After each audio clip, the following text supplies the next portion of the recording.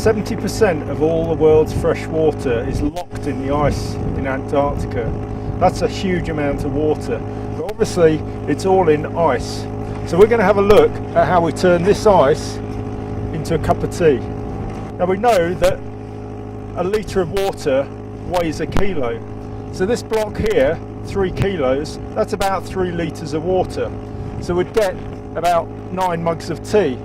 But this loose powdery snow, this whole pile probably weighs less than a kilo.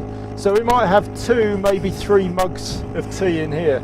So we're always looking for the good solid ice. So let's have a look at how we turn this ice into the cup of tea.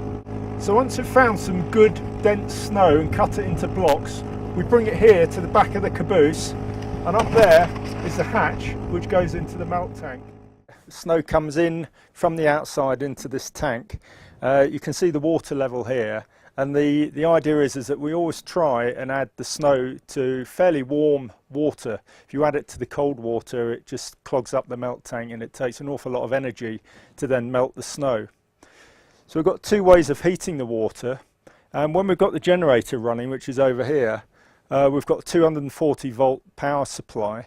So we just run an immersion heater, exactly the same as the immersion heater that you'd have in your hot water tank at home.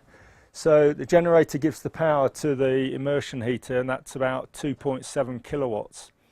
Now when the generator's not running, we're running on 24 volt power.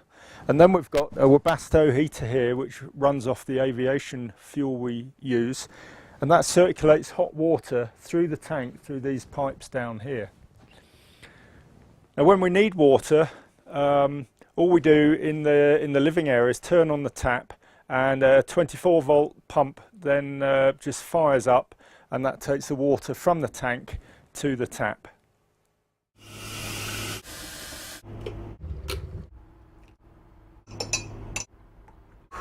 And that's how we make a cup of tea. Cheers. Cheers. Ah.